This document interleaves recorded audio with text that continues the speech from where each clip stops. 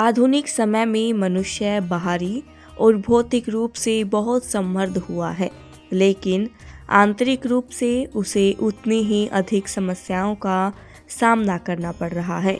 मानसिक रूप से व्यक्ति अधिक विपक्षित, अधीर और क्रोधित हुआ है।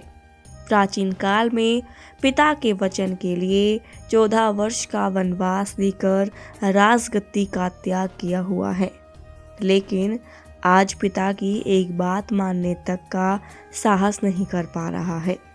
छोटी छोटी बात से पिता से बगावत करने पर उतारू हो जाते हैं। पति पत्नी के बीच में पलक झपकते ही तलाक हो जाता है। सास से बहू अलग रहना चाहती है। आज सबके हाथों में मोबाइल और दुकानदार ग्राहक से मुस्कुराकर बात करता है। घरेलू रूप से वही इंसान अपनी पत्नी, माता पिता और बच्चों के साथ प्रेम भरा व्यवहार कर पाने में असफल हो रहा है। इंसान हाथ में रिमोट लेकर फटाफट चैनल बदलता रहता है, स्थिर होकर एक चैनल नहीं देख पाता। लोगों के भीतर स्थिरता और एकाग्रता नहीं है। इन कमियों और कमजोरियों को दुरुस्त करने के लिए एक सीधे और सरल मार्ग की ज़रूरत है, जो इंसान को भीतर से स्वस्थ, प्रसन्न, एकाग्र, शांतिमय और आनंदपूर्ण बनाए। योग ऐसा ही एक मार्ग है। योग व्यक्ति के विक्षिप्त चित्त को संक्षिप्त करता है, भटकते मन को एकाग्र करता है। व्यर्थ के विचारों में फंसा रहने वाला इंसान सार्थक और सकारात्मक विचारों की ओर बढ़ने लगता है। योग विशुद्ध रूप से स्वयं को जोड़ने की एक कला है।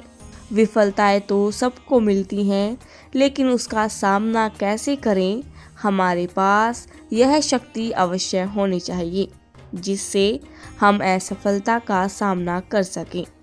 अब प्रश्न है कैसे? इसलिए इसका उत्तर है, योग के द्वारा एक बार 3 युवक काम के दूसरे शहर में गए। चलते चलते उन्हें रात हो गई। उन्होंने विश्राम करने के लिए धर्मशाला में एक कमरा रहने के लिए ले लिया। अब उन्हें भूख भी लगी थी और तीनों ने सोचकर खीर बना लिया और सबने भर पेट खीर खाई, लेकिन एक कटोरा खीर बच गई। उन्होंने वह खीर डालकर रख दी कि सुबह खाएंगे और आराम से सो गए। रात को एक युवक को भूख की वजह से आंख खुल गई और उसमें वह सारी खीर खा ली। सुबह तीनों युवक ने उठने के बाद सोचा, चलो खीर खा लें और पेट भर लेते हैं। पहला युवक बोला, रात को मैंने एक सपना देखा कि शिव शंकर मेरे सपने में आए और कहने लगे, चल मैं तुमको हिमालय पर ले चलता हूँ। जैसे ही मैं वहाँ पहुँचा, माँ पार्वती ने मुझे एक खीर का प्याला दिया, इसलिए इस खीर पर मेरा हक बनता है, इसलिए पहले खीर मैं खाऊंगा। अब दूसरा बोला, सपना तो रात को मुझे भी आया था। मेरा सपना तेरे सपने से भी ऊंचा था। राम का राज्याभिषेक होना था, वह चले गए वनवास, तो दशरथ ने मेरा राज्याभिषेक कर दिया और जैसे ही मैं राज सिंहासन पर बैठा तो मुझे एक कटोरा खीर का दे दिया, इसलिए तेरे सपने से मेरा सपना ऊंचा है, इसीलिए पहले खीर मैं खाऊंगा।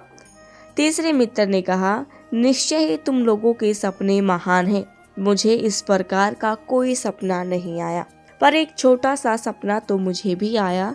रात में हनुमान जी आए और गदा से धमकाते हुए बोले, उठा यह कटोरा और खीर पी ले। मैंने कटोरा उठाया और खीर पी गया।